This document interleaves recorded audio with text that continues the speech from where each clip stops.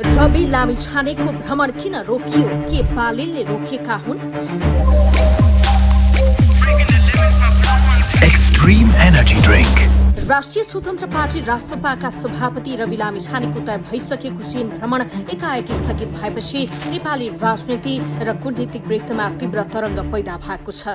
भदौको पहिलो र दोस्रो साताका लागि तय गरिएको भ्रमण, जसमा बेजिङ वार्ता तथा तिब्बतको कैलाश मानसरोवर यात्राको कार्यसूची समावेश थियो, अन्तिम समयमा आएर रोकिएको छ। यस घटनासँगै रविको चीन भ्रमण किन रोकियो र के यो बालिन शाहको सुझाव वा अडानका कारण भएको हो भन्ने गम्भीर प्रश्न उठ्न थालेको छ। सी जिनपिङसँगको भेटवार्ता अनिश्चितता र उच्च स्तरीय कूटनीतिक सीमा।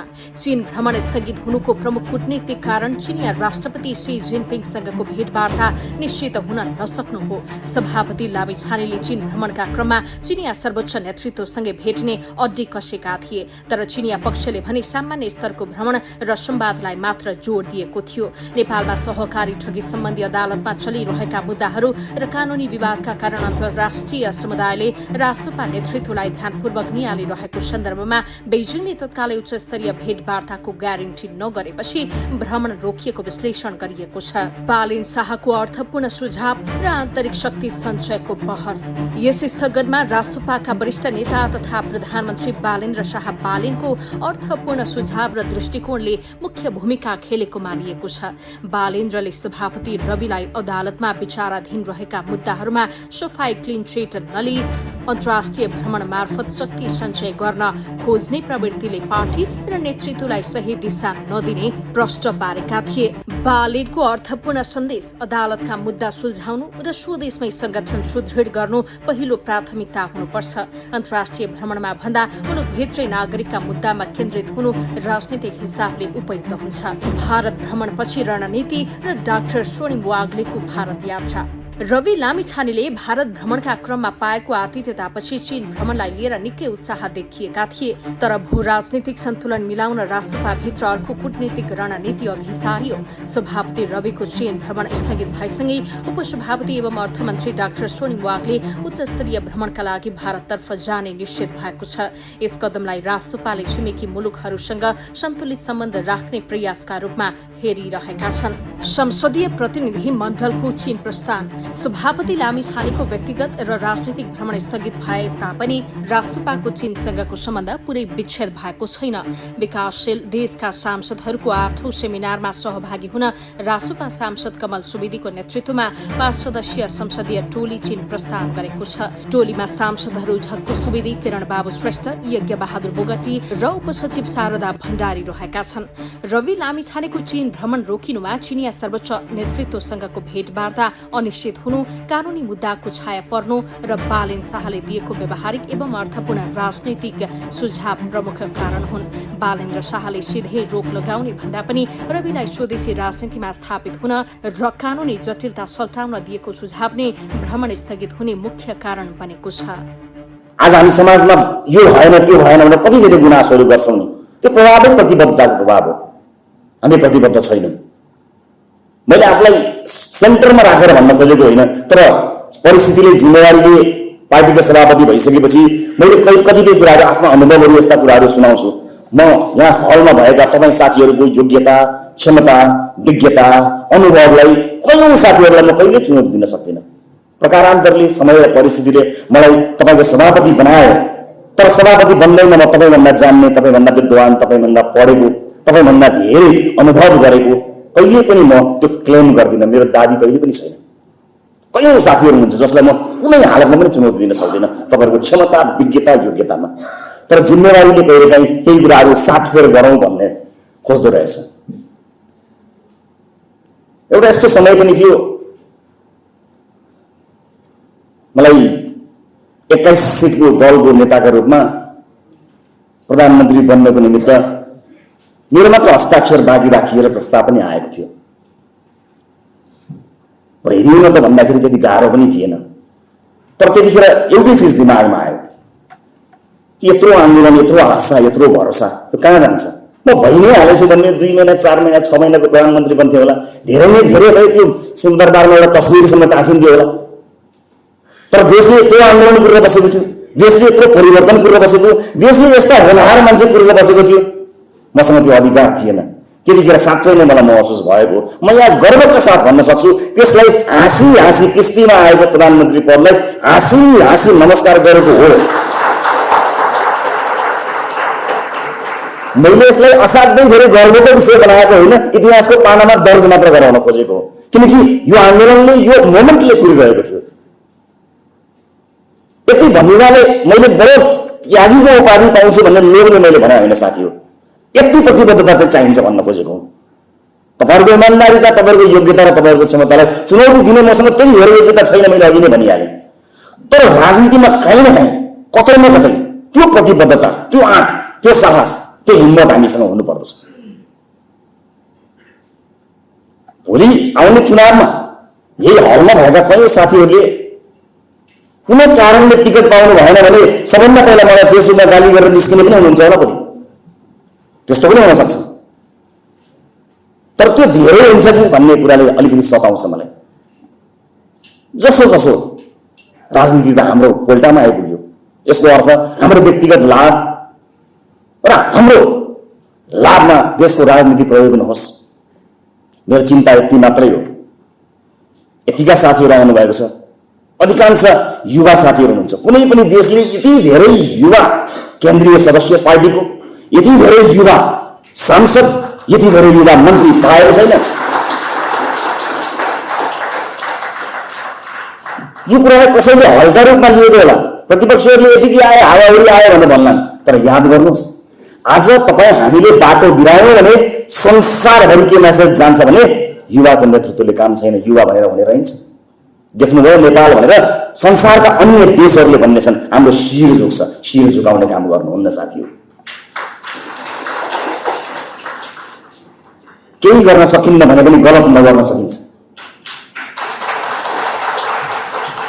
राम्रो केही गर्न सकिन्न भने नराम्रो के पनि नगर्न त सकिन्छ नि।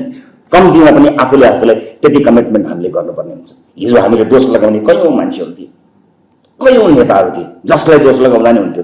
दोषको चाङमा उभिएर आफूलाई अग्लो देखाउन हामी सक्थ्यौँ। आज कसलाई दोष देखाउने? हामीले दोष देखाउनु पर्ने कुरा छैन। अब यो 35 वर्षको हिसाबको कुरा गर्ने होइन साथी हो, 35 वर्षको योजना ल्याउनुहोस्। अबको 35 वर्ष, अब बितेको 35 वर्षको लागि उहाँहरूलाई कचकच गर्ने ठाउँमा हामी छैनौँ। जति सके गरे धन्यवाद। अबको 35 वर्ष कस्तो बनाउने यो त हाम्रै हातमा छ नि।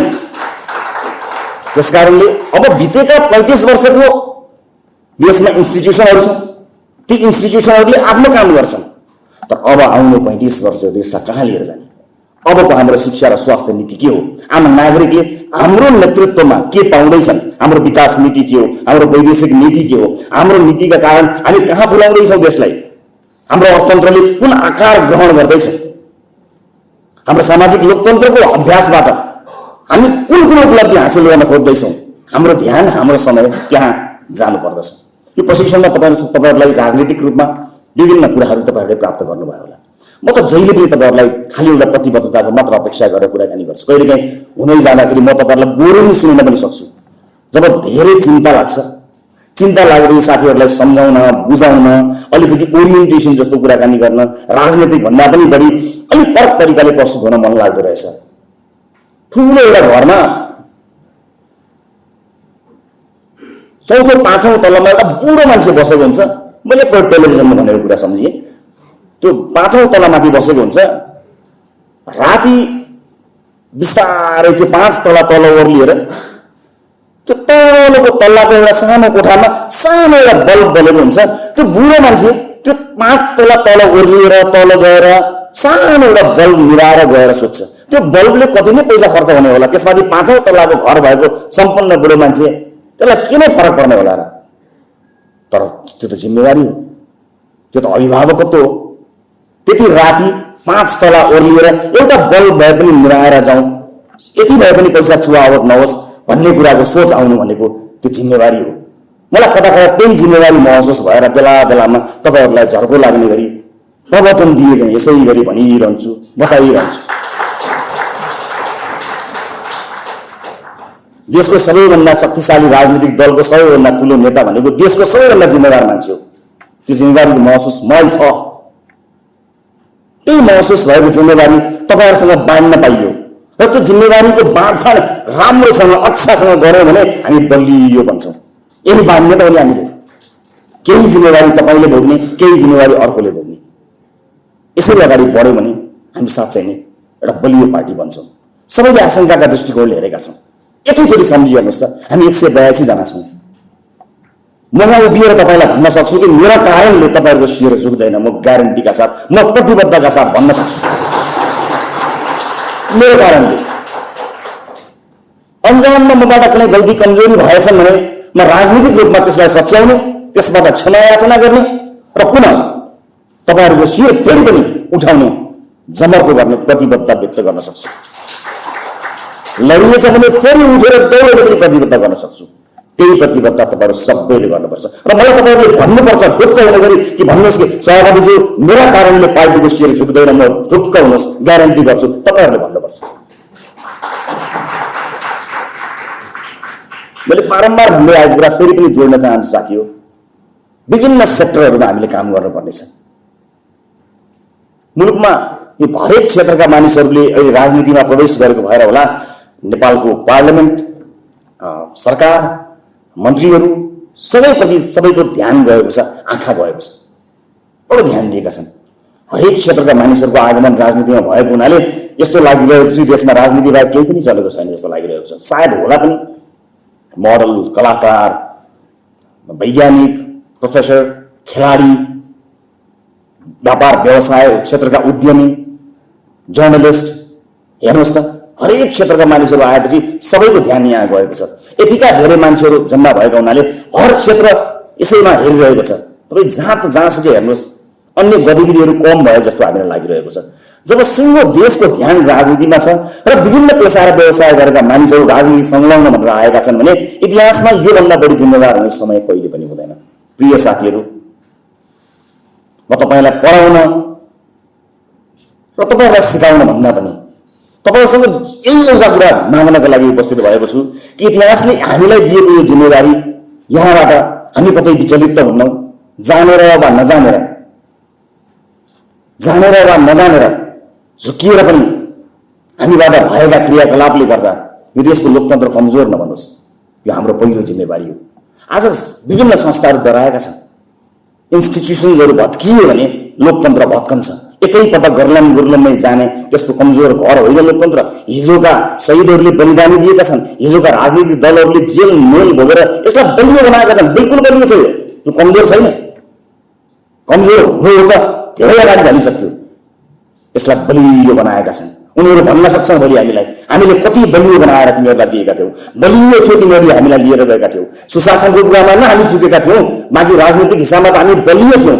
हामीले बलियो बनाएको लोकतन्त्र तिमीहरूले लिएर लग्यौ, जनताले तिमीहरूलाई जिताए, तर तिमीहरूको हातमा परेपछि लोकतन्त्र किन कमजोर भयो भनेर हामीलाई सोध्यो भने हामीसँग जवाफ हुने छैन। हामी त्यो मोडमा जानेवाला छैनौँ। हामी हाम्रो इतिहास त्यसरी लेख्ने पुस्ता होइनौँ। त्यसैले हामीले अत्यन्त जिम्मेवार भएर काम गर्नुपर्नेछ। प्रिय साथीहरू, राजनीति हामीले किन चुन्यौँ? हाम्रा सबैका आफ्ना कारणहरू होलान्। एउटाको कारणसँग अर्कोको कारण नमिल्न पनि सक्छौँ, तर आउन त हामी एकै ठाउँमा आइपुगेका छौँ। यो मौकालाई, इतिहासले दिएको महत्त्वपूर्ण मौका सम्झिएर हामीले हाम्रो काम अगाडि बढाउनु पर्नेछ। हाम्रा क्रियाकलापहरूमा, हाम्रा गतिविधिहरूले, हाम्रा अभिव्यक्तिहरूले कुनै पनि कुराले लोकतन्त्रलाई कमजोर बनाउने काम नगरोस्। म यहाँहरूसँग अनुरोध गर्न आएको छु। आफ्नै परिवारभित्र पनि कहिलेकाहीँ अनुरोध गर्नुपर्छ। आफ्नै परिवारका साथीहरू पनि मिलाउनुपर्छ। आफ्नै परिवारका साथीहरूलाई पनि सम्झाउनुपर्छ, बुझाउनुपर्छ। यसको अर्थ म तपाईँहरूसँग असन्तुष्ट छैन। म तपाईँहरूप्रति गर्व गर्दछु कि म त्यस्तो पार्टीको सभापति हुँ जसमा 101 होनहार युवाहरू जोडिएका छन्। म गर्वका साथ भन्न सक्दछु, जहाँ पनि भन्न सक्दछु। तर थोरै चिन्ता त लाग्ने रहेछ। जिम्मेवार भएपछि थोरै चिन्ता लाग्ने रहेछ। त्यो चिन्ता मैले तपाईँहरूसँग व्यक्त नगरेर कहाँ व्यक्त गरौँ? यो मेरो असन्तुष्टि होइन। यो मेरो असन्तुष्टि बिल्कुल होइन। यो थोरै चिन्ता हो। त्यो चिन्ताको निवारण गर्ने जिम्मा तपाईँ हाम्रो हो। अब स्थानीय निर्वाचन आउँदैछ। स्थानीय निर्वाचनभन्दा अगाडि हामीले म त रासोपाको केन्द्रीय सदस्य हुँ या म त रासोपाको सांसद हुँ भनेर केन्द्रमै अल्मलिएर विभिन्न ठाउँहरूको अन्तर्वार्ता या छलफलहरूमा अल्मलिएर होइन, गाउँ गाउँ दूर दराज टोल टोल बस्ती बस्तीमा पुगेर बताउनु पर्नेछ कि हामीले के काम गरिरहेका छौँ र के गर्दैछौँ। यो हाम्रो जिम्मेवारी हो। अनि मात्र हामीले पार्टीलाई बलियो बनाउन सक्छौँ। स्थानीय सरकारमा हामीले बलियो उपस्थिति बनाउन सकेनौँ भने धेरै कुरामा हामी पछि पर्न सक्छौँ। म फेरि पनि भन्छु, अहिले सरकार मात्र बलियो छैन, प्रतिपक्षी झन बलियो छ। बलियो प्रतिपक्षलाई राजनीतिक ढङ्गले हामीले तय गर्न सकेनौँ, राजनीतिक तवरले हामीले काम गर्न सकेनौँ भने यसले अर्कै ठाउँमा लिएर जान्छ। र यसपटक पनि मुलुकले वर्षौंदेखि देखेको सपना पूरा गर्न सकेन भने मुलुक एउटा निराशामा प्रवेश हुन्छ। हामी त्यो चरणमा पुगेका छैनौँ, बिल्कुल पुगेका छैनौँ।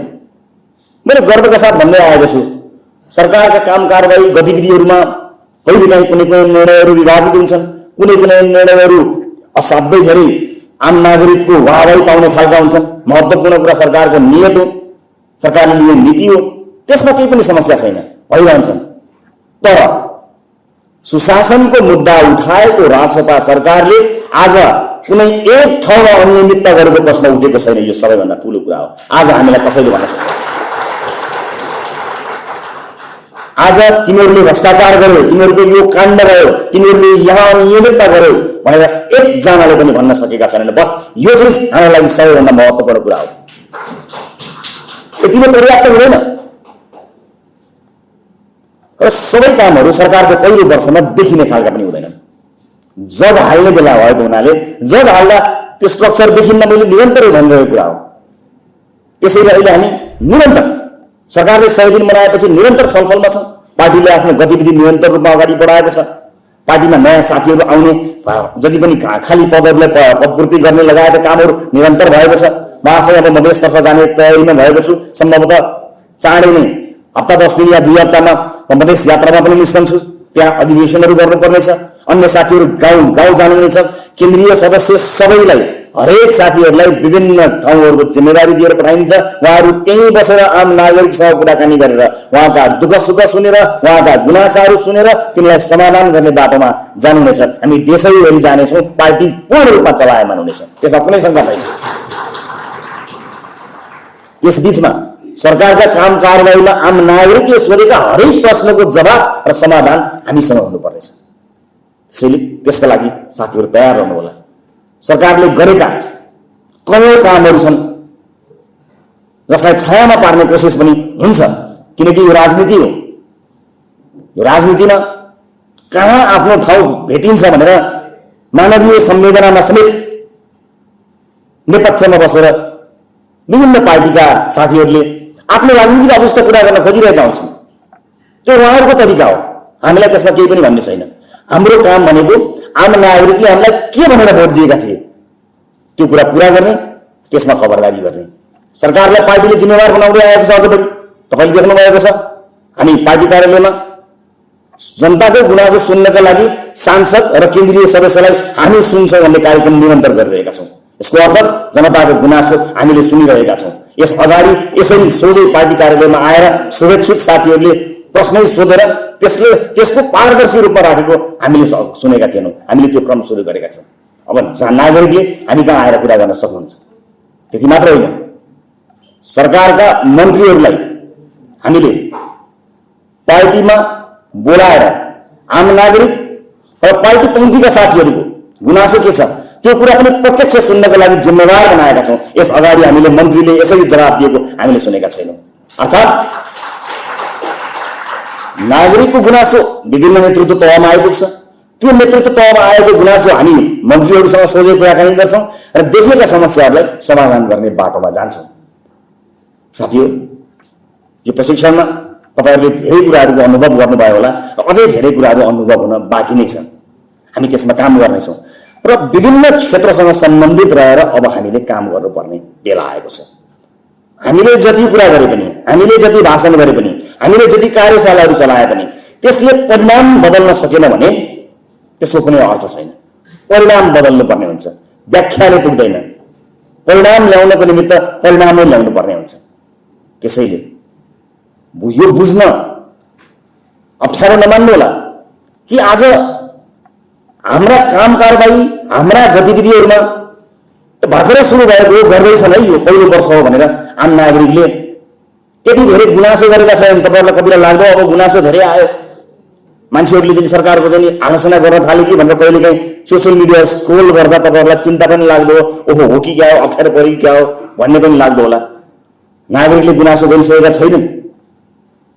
ती नागरिकहरू जसले बुवासँग झगडा गरेर, आमासँग झगडा गरेर, छोरोसँग झगडा गरेर, बुवा हजुरबुवा काका टोल छिमेकसँग झगडा गरेर घन्टीमा भोट हालेका छन्, उनीहरू अहिले बोलेका छैनन्। उनीहरूले भनेका छन् यो सरकारले भ्रष्टाचार गरेको छैन, अहिले नबोला भनिरहेका छन्। उनीहरूले बोल्ने दिन आयो भने चाहिँ हामीलाई गाह्रो हुन्छ। उनीहरूलाई बोल्ने दिन आउन नदिने जिम्मा तपाईँ हाम्रो।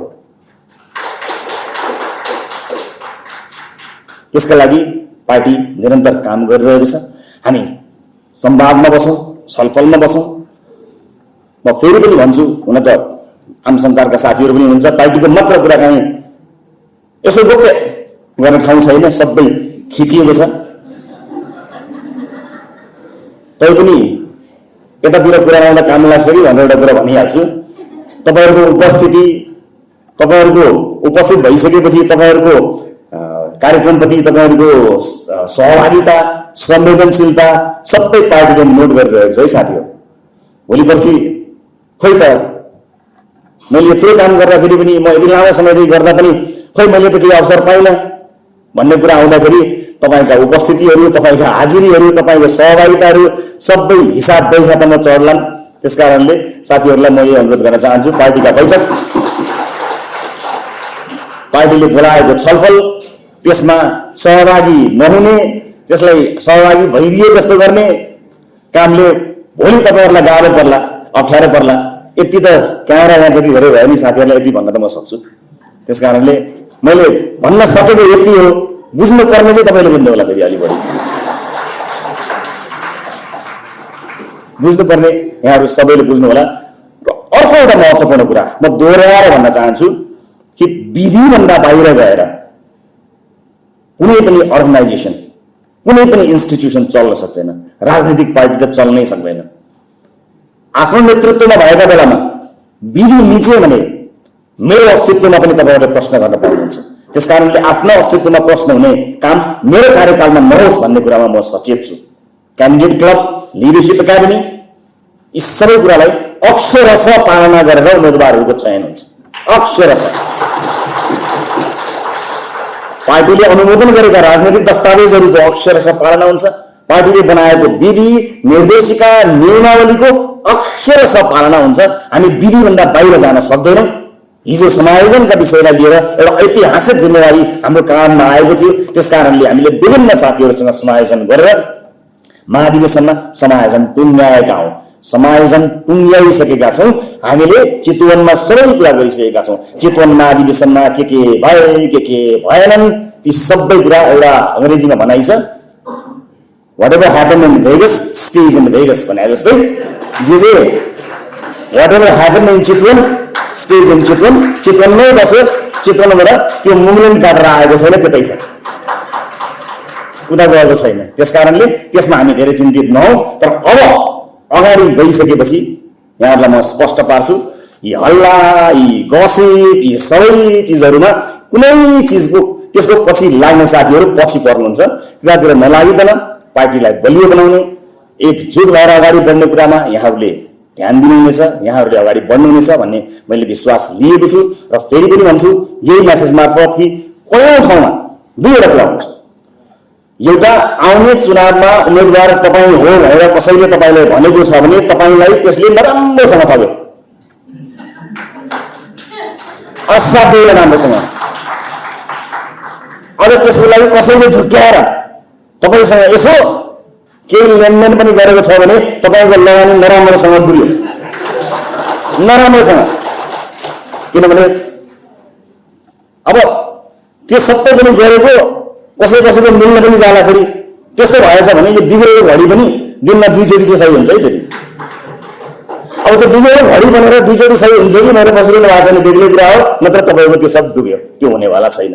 सो हामी क्यान्डिडेट क्लबकै माध्यमबाट मात्रै टिकट वितरण गर्छौँ र जसले तपाईँलाई झुक्क्याएको छ त्यसको प्रमाण ल्याउनु भएछ भने र त्यो झुक्क्याउने मानिसले तपाईँबाट कुनै उचित अनुचित लेनदेन समेत गरेको रहेछ भने तपाईँ मात्र होइन हम तो डुबे सनम तुमको भी लेके डुबेंगे एकले त डुब्नेवाला छैन दुवै डुब्नुहुन्छ त्यसको जानकारी दिएर पार्टीलाई गुण लगाइदिनु होला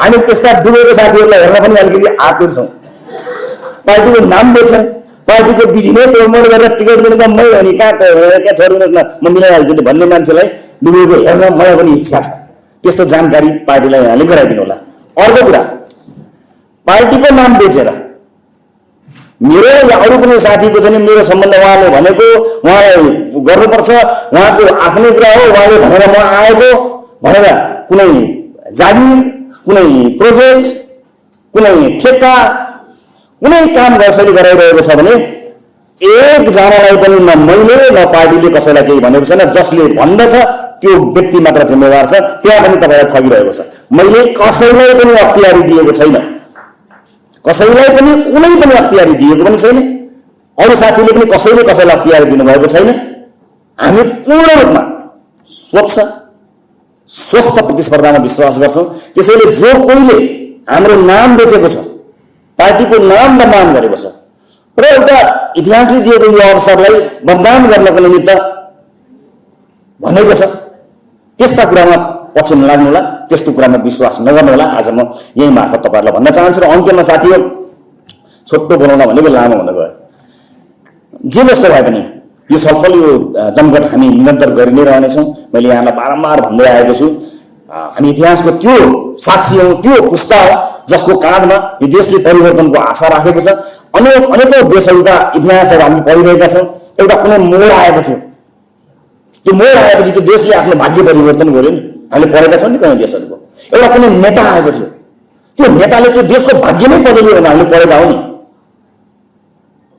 अब पढ्ने होइन बदल्ने हो त्यो नेता पनि हामी हो त्यो देश पनि हो यही देश नेपाल हो हामीलाई कसैले पनि हाम्रो भिजन पुगेन हाम्रो सोच पुगेन हाम्रो इमान्दारिता पुगेन हाम्रो मेहनत पुगेन भने त्योभन्दा ठुलो दुर्भाग्य अरू केही पनि हुनेवाला छैन तर होइन हामी प्रतिबद्धताका साथ आएका छौँ भने इतिहासमा हामीले पढेको जस्तो देश जसले एउटा अवसर पाएको थियो अब त्यो अवसर नेपालले पाउने हो अब विश्व रङ्गमञ्चमा त्यो कुरा नेपालको हुन्छ र त्यस्तो नेता तपाईँहरूमध्ये कोही एक हो यही हुनुहुन्छ अन्त खोज्न जानु पर्दैन त्यसैले यो प्रशिक्षणमा सहभागी हुनुभएका तमाम साथीभाइहरूलाई मेरो बधाई छ धेरै धेरै शुभकामना छ र यहाँहरूबाट पार्टीले र पार्टीको माध्यमबाट सिङ्गो देशले परिवर्तनको एउटा ठुलो आशा राखेको छ यो आशाको बल्दै गरेको यो दियोलाई नेग्न नदिनु होला घण्टीको यो आवाजलाई मधुरो हुन नदिनु होला गुन्जायमान पार्नु होला यो मुलुकको समृद्धिको खाका कोर्ने जिम्मेवारी हामीले लिएको